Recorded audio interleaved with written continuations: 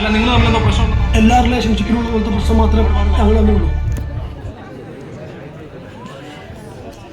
Wish all the best.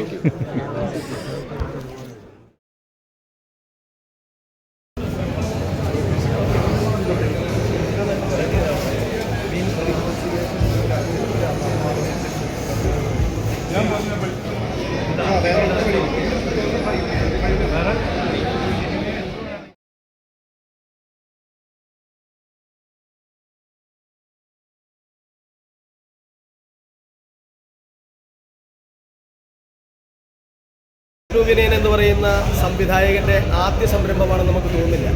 വളരെ നല്ല ഗംഭീരമായിട്ട് അദ്ദേഹം അത് അവതരിപ്പിക്കാൻ അദ്ദേഹത്തിന് കഴിഞ്ഞു. അതൊരു മഹാഭാഗ്യം.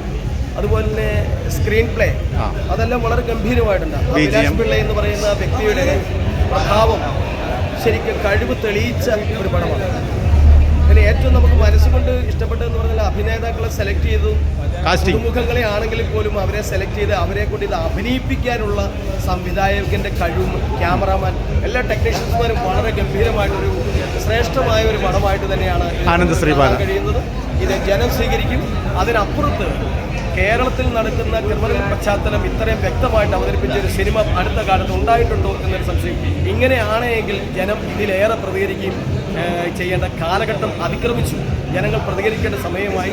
മാതൃസൗരമായി ജനാധിപത്യ രാജ്യത്ത് ജനങ്ങൾ പ്രതികരിക്കേണ്ട, ജനങ്ങൾ പറയേണ്ടത് ശ്രീ വിഷ്ണുവും അഭിലാഷും കൂടി ചേർന്ന് സമൂഹത്തിന് കൊടുത്തിട്ടും എന്നുള്ളതാണ് ഒരു പാഠമാണിത്. നന്നായിട്ട് വിജയിക്കും. എല്ലാ രീതിയിലുള്ള ഭാവങ്ങളും ഉണ്ടാവട്ടെ എന്ന് പ്രാർത്ഥിക്കുന്നു. നന്ദി, നമസ്കാരം.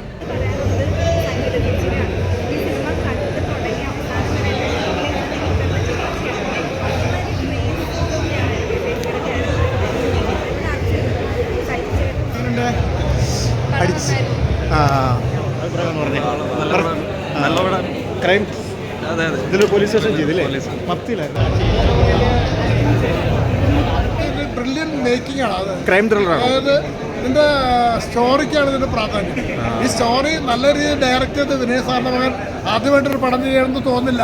ഒരു നിമിഷം പോലും നമ്മളെ ബോറടിപ്പിക്കാതെ പ്രേക്ഷകരെ ചേട്ടനല്ലേ പറഞ്ഞേ ഇന്റർവ്യൂ ആയതേപോലെ അറിഞ്ഞില്ലെന്ന്? ഇന്റർവ്യൂ ആയപ്പോൾ എനിക്ക് തോന്നി ഇന്റർവ്യൂ പെട്ടെന്ന് ആയോന്ന് തോന്നിപ്പോയി.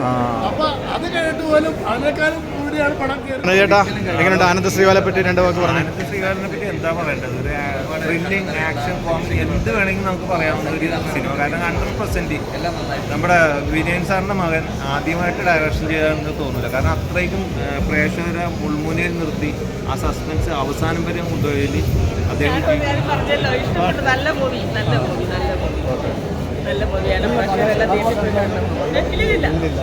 അഭിലാഷ് നമ്മുടെ ഒരു ഫാമിലി സുഹൃത്താണ്.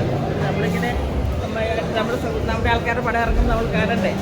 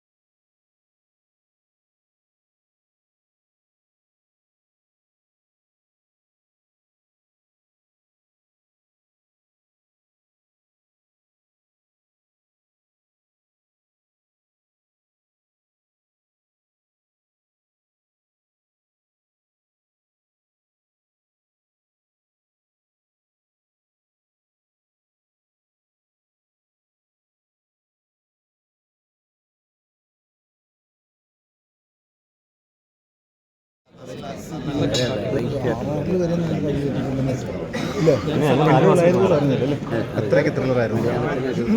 ഗംഭീര സംവിധായകനെ കിട്ടിയിരിക്കുന്നു.